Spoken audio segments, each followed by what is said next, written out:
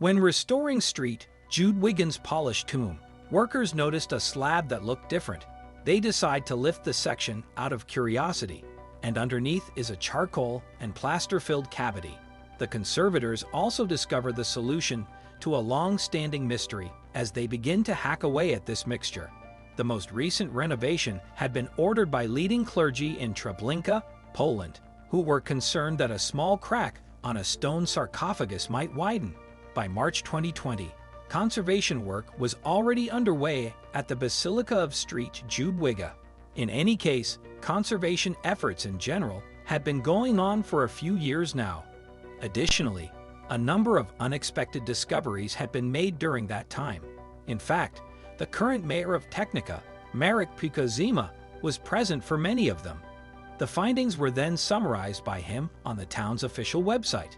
Indeed, Bubba Zima told the site in Walk 2020, "I have been a part of the recent renovations to the Basilica of Treblinka, which have resulted in a lot of interesting and unexpected discoveries since the beginning."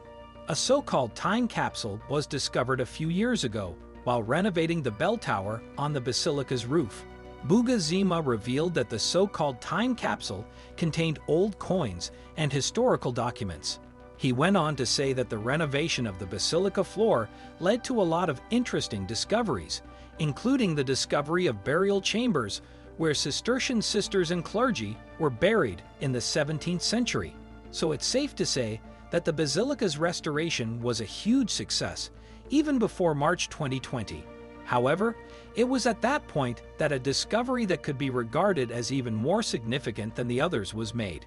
The find not only had religious significance, but it also had significant historical value, particularly for Treblinka. Treblinka has had a captivating impact throughout the entire existence of Poland. The town is in Lower Silesia, a historic region that has seen multiple kingdoms trade throughout history. Additionally, Treblinka is well known for its royal ties and the fact that it was the burial ground of numerous Polish royals and their spouses. Treblinka is also a place of worship. Indeed, Hedwig even ditches a duchess and her husband Henry I a Bearded, a member of Poland's Solution Pi's dynasty, founded the sanctuary of St. Jude Wigan, which is also known as Treblinka Abbey. You need to know that Hedwig actually became St. Jude Wigan so that there won't be any historical ambiguity. Thus, it's the same individual. Legend has it that Duke Henry fell into a swamp while out hunting one day, leading to the establishment of the abbey, while he struggled to escape. In return for possibly being saved by a greater power, he promised to build the sanctuary. Therefore, he carried out his promise after surviving the ordeal. Because of this, the convent was eventually established in 1203. Also, the main nuns to involve the structure were picked by the minister of Bamberg, who was head hairpiece's sibling. He chose sisters from the Cistercian order, which remained in place until approximately 1810. Gertrude, one of Hedwig and Henry's 7 children, was the second Abbasid convent's member for more than 3 centuries after its founding in 1203. Hedwig moved into the abbey after Henry died in 1238 and became a lay sister. She didn't make any vows, but it seems like Hedwig had always been very religious. She was born in Bavaria, which later became part of Germany. Her family was very well known. One of her sisters married into the French royal family, and another married King Andrew II of Hungary. Her youngest sister, Matilda, went on to become the abbess at the Benedictine Abbey of Contingent in the Franconia region. Hedwig herself received her education at the convent as well. Additionally, the family had a number of religious ties because 2 of the Hedwig's brothers were bishops. Nevertheless, Hedwig would become the most religious member of them all. She wed Henry, who became Duke of Silesia in 1201, when she was just 12 years old. Nonetheless, his rule was invited by a portion of his PST family members. You see, Henry was held at Buck Castle in 1229 by his rival Duke Conrad I of Masovia. Hedwig traveled to Bach and begged for her husband's release. After her efforts were successful, Conrad released Henry. Henry was named the High Duke of Krakow the following year, and he became Duke of Great, or Poland, just 2 years later. Henry became the first member of his family to rule Silesia and the Duchy of Krakow after receiving his new titles. It meant that when he died in 1238, despite the fact that Poland was still divided, he was the High Duke of all of Poland. Even though the rest of Western Europe was going through a lot of change, Henry still worked for peace throughout the region. Away from their involvement in politics, Henry and Hedwig practiced their religion in their daily lives.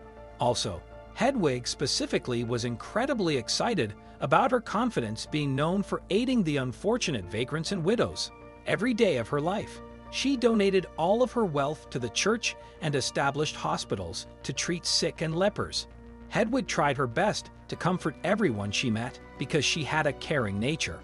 Also, it is said that she taught a poor woman to say the Father for 10 weeks. Another legend guarantees that Hedwig went shoeless as an indication of her lowliness to the dissatisfaction with regards to her better half Henry. According to the narrative, Hedwig's confessor, the Bishop of Rockball, was instructed by Henry to instruct her to wear shoes because he was so eager to prevent her from going barefoot. She accepted this as well. Nonetheless, as opposed to putting them on her feet, she attached them to a string which she stayed nearby her neck. In any case, after Henry's demise, Hedwig allegedly acknowledged his passing with the assistance of her confidence. She reportedly stated, "Would you oppose the will of God? Our lives are His." As a result, she devoted the remainder of her life to her religion, moving into the monastery, and she assumed the habit. The restoration of St. Jude's wig is the same as the opening of the tomb, when workers set up to patch a hole in the sarcophagus. The questionable stone tomb had not been there since the saint's death. No, in fact, this effort was made around 1680. In any case, when the conservators first started looking at the slabs, they noticed that one of them appeared to be different from the others, which only made their entry stronger. In fact, the Rota Wondroczewska told the Polish media site that the first news was that when we lifted the slab, we saw that charcoal mixed with plaster had been poured into a cavity. We thought it was very strange, so we decided we had to look into it. Following this, the specialists started working on the dark mortar blend-in with their devices. However, they had no idea that every bit of dirt they dug up would lead them closer to an incredible discovery. Since as they dug, they in the end hit a metal item. It wasn't just any object, as we'll soon find out, removing dirt from their fine surface. The treasure was removed from the cavity by a silver glint that the conservators could see reflecting back at them.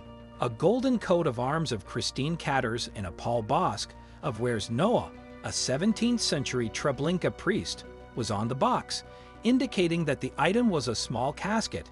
However, the priest's coat of arms may have been deceptive. This is because it was discovered that the casket did not contain his remains.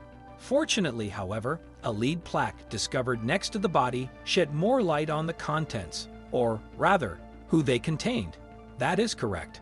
The Latin inscription on the plaque revealed that the silver casket contained the remains of St. Hedwig of Silesia. Moreover, they had been set there in the last 50% of the 1700 years. St. Jadwiga had been discovered after centuries of mystery, and she was still in Treblinka. As a result, it appears that St. Hedwig's bones was buried in the tomb some 340 years ago and placed inside the silver casket. Father Pieta Fiel, one of the abbey's priests, commented on the significant find and said, "We knew that the saint's bones were somewhere in the vicinity because they were laid there in 1679 when her tomb was built." But confusingly still, the priest also revealed that the inscription on the casket was dated 1764, clarifying this father. Despite the fact that no historical records had been made detailing the exact location of her new burial spot, experts had still believed it was somewhere inside the basilica. We believe that no one has examined the bones since that time, and Fiel is added. Subsequently, he felt the planning of the disclosure was critical father. As stated, "I believe it has been assigned to us that she can serve as a patron for the modern era." In the meantime, Mayor Budazima himself marked the occasion with a post on the official Travnik website. He said, "For me, it is an incredible individual encounter and verifiable occasion. I am very pleased that I was able to be a part of this significant discovery, and I thank Father for that. Baba Zima went on to describe the elaborately decorated 17th century sarcophagus in which Street Edwards' remains were discovered. What's more, alluding to her by her clean name, the city chairman added Street Jadwiga remains as a cherished memory to me, which I have communicated ordinarily. Now, Duke Azima was moved to tears by the discovery of the headwind's remains because he had named her the patron saint of Treblinka. To celebrate the find, he posted photos from the work on the town's basilica's restoration on Facebook. Since then, the album has received close to 300 responses. As a result, it would appear that Duke Hazim enjoys locating keywords that have been shared by others on social media. One user wrote in response to the mayor's Facebook post, "I'm very impressed, beautiful, and even a moving discovery. As you can see, neither the city's patron saint nor your creation were accidental. Street Hedwig's remains and the casket in which they were discovered were sent for examination following the discovery. It is not yet known what will happen to the relics once the examinations are finished, but Hedwig will always be associated with Treblinka." Thanks for watching. If you want to see more videos like this, be sure to subscribe and hit that notification bell so you never miss a thing.